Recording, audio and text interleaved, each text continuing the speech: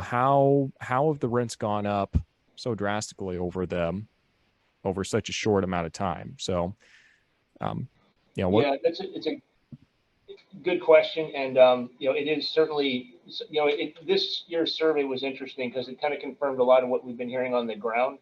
That is, rents are going way up, and it's getting really hard to find an apartment.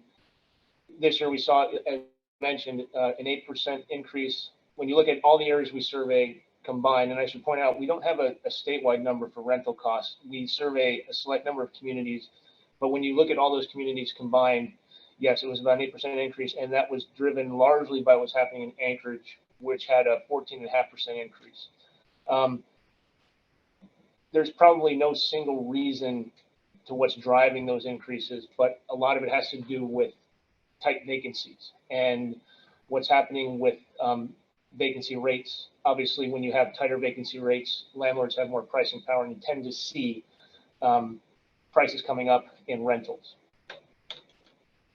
Yep, absolutely. So for people who haven't read the article yet, could you kind of talk about why it is we're seeing lower vacancies? Because I don't think most renters really appreciate where the impact that has on the rental prices, and secondly, what's creating the that lower vacancy rate in this scenario.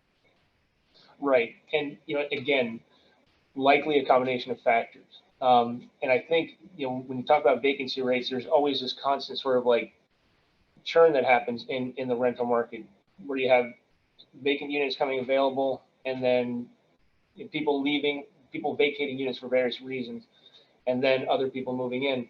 But I think what we're seeing now is a number of factors kind of throttling back on that normal kind of churn in the market, driven by a number of factors. One likely that we think, and we don't know for sure what's really, I couldn't say for sure whether one of these is more important than the other. It's, they're probably all at work here. But, in addition to the tight rental market, home buying market in Alaska, in some of the larger markets, has been extremely tight as well, where you have prices kind of hitting record levels. You have very low inventory. As a realtor, I'm sure you can speak to very low days on market. When things come up, they go off, they get sold. A lot of times getting sold even before they've been on the market. So it's a very hot real estate market in general. And I think that as prices continue to rise, as interest rates continue to rise, a good portion of that population of renters that kind of aspires to be home buyers and move into that kind of next level of home ownership, I think they're being priced out, and I think they're being kept as renters longer than they normally would be. So that component of the rental market, that component of vacancies that is caused by people moving to home ownership, I think is probably being slowed down a bit by the tight housing market. I can definitely see how that theory could definitely play out. Really, the amount of inventory we have on the market in Anchorage is about a third or maybe even a quarter for some months for what we had in inventory a couple of years ago, or pre-pandemic. And in the Mat-Su Valley, we're starting to see inventory start to creep up, where we've actually got more inventory than we did the year before. But it's kind of the same story, and the only reason we're seeing more inventory out there is the new construction that's going on. So, in some ways, that's kind of, I'm not going to say artificially, but it's kind of throwing the average sold price in the Mat-Su off, because the average sold price has the rate of increase was about 15% this year to date. It's about 11%. And I mean, that's still blistering fast, but how much is that just inflated because of new construction and that being more expensive, and how much of it is just, it's a competitive market, which that's still going to be a part of it, but it's hard to know till years down the line till we can actually parse out the data.